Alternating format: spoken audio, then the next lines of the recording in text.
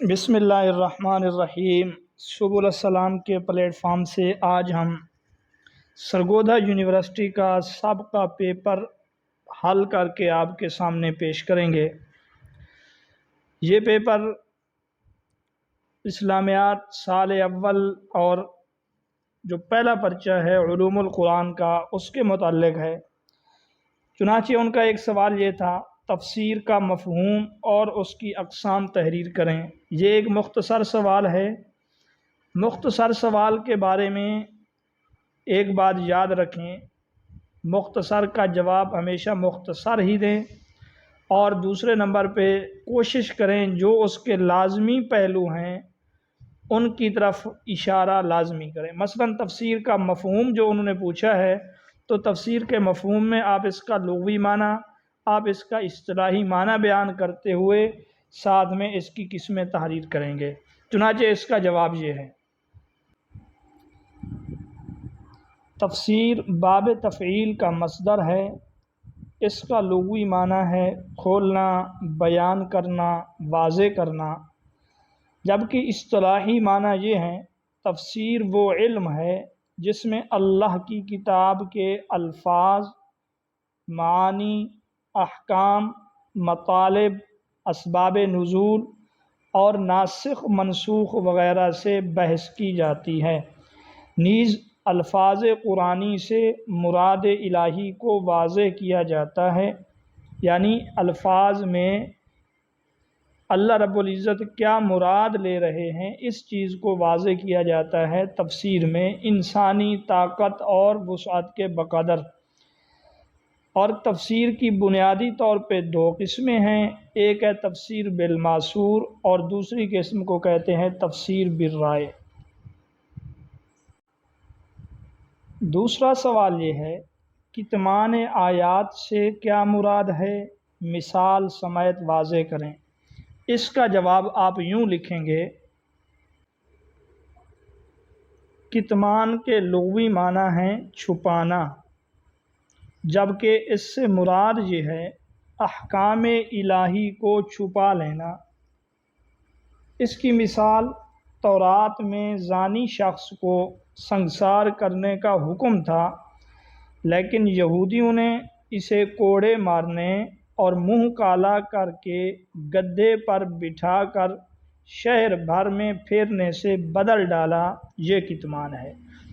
جو اللہ کا حکم تھا اس کو چھپا کر انہوں نے لوگوں کو یہ کہا، ایسے بندے کو گدھے پہ الٹا بٹھا کر اس کے منہ کو کالا کر کے شہر میں پھرایا جائے، اس کی بدنامی کی جائے، یہ زانی کی سزا ہے۔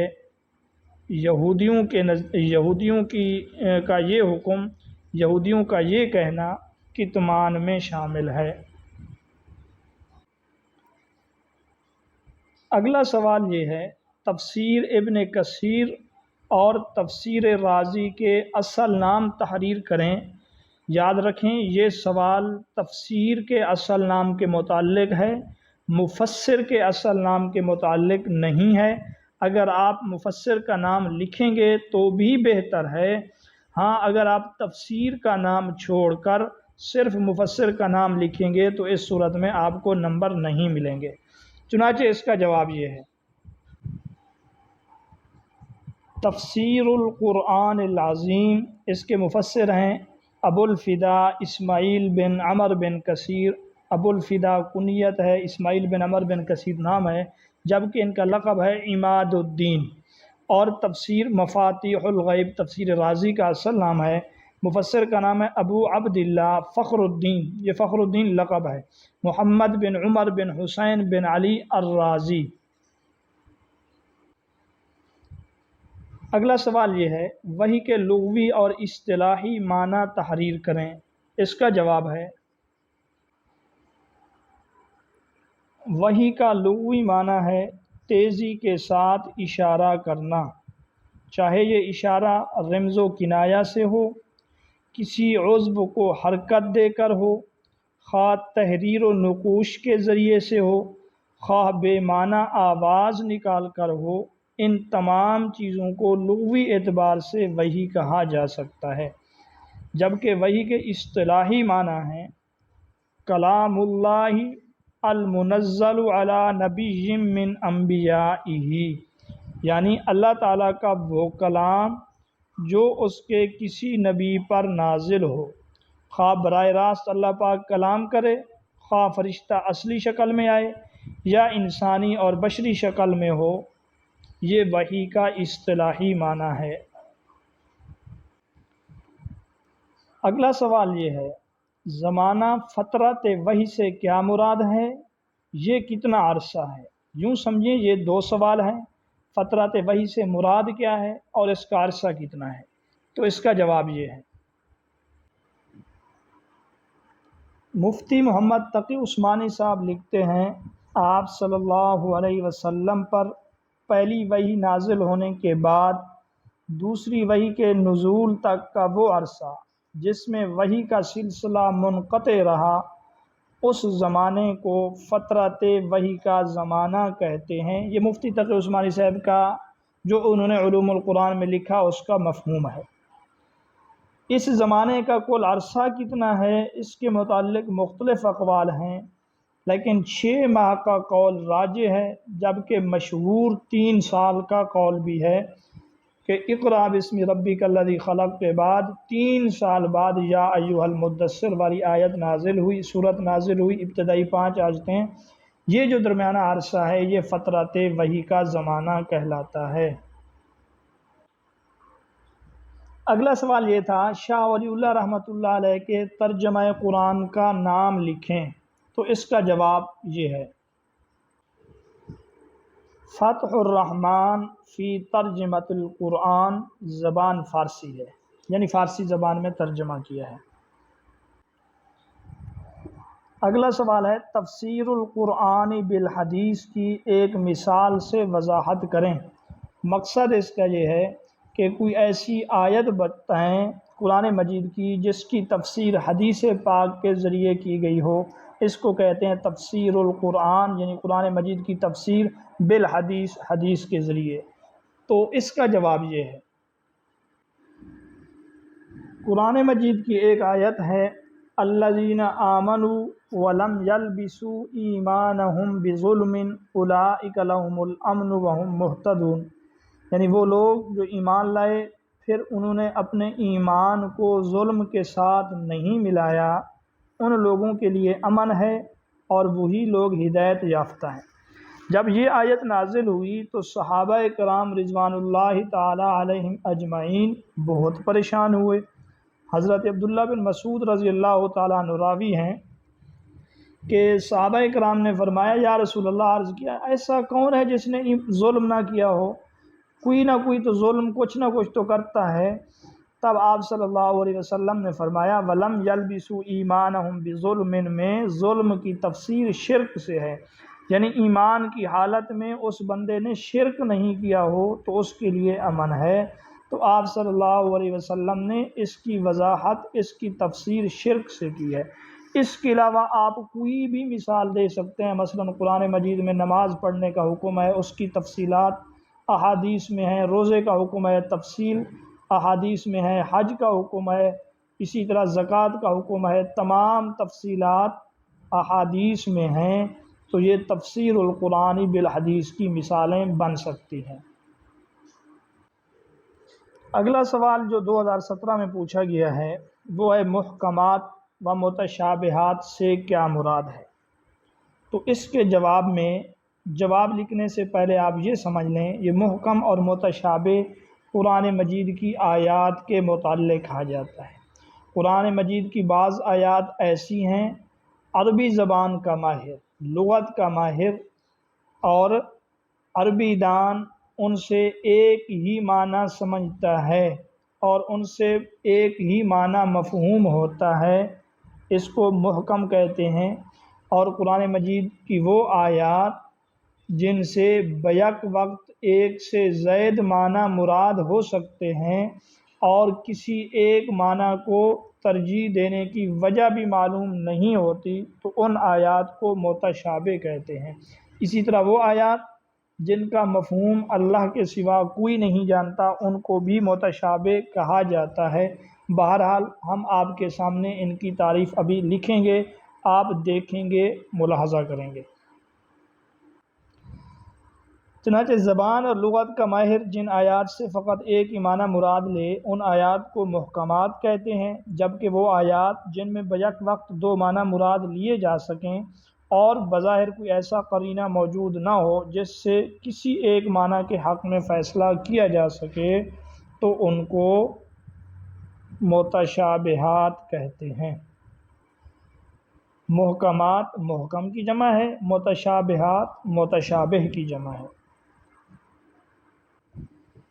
اگلا سوال ہمارے پاس یہ ہے، لا تقتلوا الصید وانتم حرم، اس کا مفہوم لکھیں۔ تو اس کا جواب یہ ہے، احرام کی حالت میں شکار نہ کرو۔ یہ اس کا مفہوم ہے کہ جب تم احرام کی حالت میں ہوو تو تمہارے لیے شکار کرنا منع ہے۔ جس طرح ان کے لیے شکار کرنا منع ہے، اسی طرح شکار کی طرف اشارہ کرنا بھی منع ہے۔ اسی طرح اگر کوئی غیر محرم یعنی جو احرام کی حالت میں نہ ہو، اس کو آلات شکار مثلا تیر، بندوق، یہ وہ چیزیں اٹھا کر دینا بھی منع ہے۔ اگلا سوال یہ ہے، تفسیر ابن کثیر رحمۃ اللہ علیہ کی دو خصوصیات بیان کریں۔ یہ تفسیر بالمعصور ہے، اسرائیلیات سے اجتناب کیا گیا ہے، ضعیف راویوں کے ضعف کو بھی بیان کیا گیا ہے، شافعی مسلک کی تفسیر ہے۔ تو یہ چند خصوصیات ہیں، سادہ زبان ہے، تفسیر ابن جریر کا خلاصہ ہے۔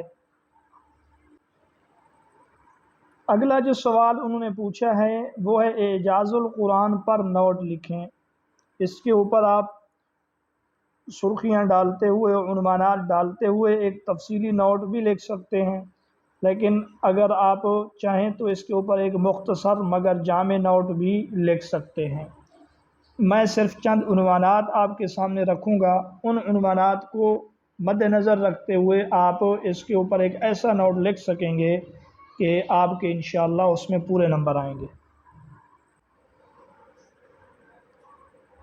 تو آپ اس کے جواب میں یوں لکھ سکتے ہیں، قرآن کریم کی حقانیت ایک واضح اور روشن دلیل، قرآن کریم کی حقانیت کی ایک واضح اور روشن دلیل اس کا اعجاز ہے، یعنی ایک ایسا کلام ہے جس کی نظیر پیش کرنا انسانی طاقت سے باہر ہے۔ قرآن کریم کا اعجاز کئی وجوہ سے ہے۔ شاہ ولی اللہ رحمۃ اللہ علیہ نے الفوز الکبیر میں اعجاز قرآن کے 7 وجوہ بیان کیے ہیں۔ آسانی کے لیے ہم اعجاز قرآن کو 4 عنوانات پر تقسیم کر سکتے ہیں، وہ درج ذیل ہیں۔ الفاظ کا اعجاز، اس الفاظ کے اعجاز میں آپ لکھ سکتے ہیں کہ قرآن کریم کے تمام الفاظ فصیح ہیں اور فصاحت کے اس درجے پر فائز ہیں جو لفظ جس جگہ مذکور ہے اس کے ہم معنی لفظ کو وہاں پر بھی رکھ دیں تب بھی وہ حق ادا نہیں ہوگا، یعنی اس سے کوئی بہتر لفظ اس جگہ کے لیے موجود ہی نہیں ہو سکتا۔ اس کے بعد ہے ترکیب کا اعجاز۔ ترکیب کا مقصد یہ ہے الفاظ کے بعد جملوں کی جو ترکیب ہے، جملوں کا جو ساخت ہے، اور ہر جملے کا یا ہر پیرائے کا جو نشست میں نمبر آتا ہے، یہ بھی انتہائی کمال کو پہنچا ہوا ہے۔ جو جملہ جس جگہ پر ہے اس جگہ پر وہی جملہ ہی درست ہے، اس کے برابر کا کوئی اور جملہ آ ہی نہیں سکتا۔ مثلا قرآن کریم میں ایک لفظ ہے وَلَكُمْ فِي الْقِصَاصِ حیات، تمہارے لیے قصاص میں یعنی قتل کے بدلہ لینے میں زندگی کا سامان ہے۔ عرب کے کئی مشہور مقولے ہیں، القتل احیاء للجمیع کہ قتل اجتماعی زندگی ہے، القتل انفع للقتل کہ قتل کے لیے روک تھام ہے، وغیرہ وغیرہ۔ لیکن اللہ نے جو لفظ بولا وَلَكُمْ فِي الْقِصَاصِ حیات کہ قصاص میں زندگی ہے، یہ جملہ اختصار، جامعیت، سلاست، شوقت اور معنویت کو جس پہلو سے دیکھیے بلاغت کا انتہائی شاہکار معلوم ہوتا ہے۔ تیسرے نمبر پر ہے اسلوب کا اعجاز، یعنی قرآن کریم ایک ایسی نثر پر مشتمل ہے جس میں شعر کے اشعار کے یا شعر کے قواعد و ضوابط نہ ہونے کے باوجود ایسا لذیذ اور شیریں ہم آہنگ پایا جاتا ہے کہ اس میں اشعار سے بھی زیادہ حلاوت اور مٹھاس اور لطافت موجود ہے۔ اور جو نظم کا اعجاز ہے، نظم سے اس جگہ پہ مراد قرآن کریم کے الفاظ کا جو مفہوم ہے، قرآن کریم نے جو سب کا لوگوں کے متعلق خبریں دی ہیں، قرآن مجید نے آئندہ کی جو پیشین گوئیاں دی ہیں، ان میں سے ایک ایک حرف بحرف لفظ بلفظ صادق ہے۔ یہ بھی قرآن مجید کا ایک معجزہ ہے۔ تو آپ مختصر طور پہ ان کی تعریف کر سکتے ہیں۔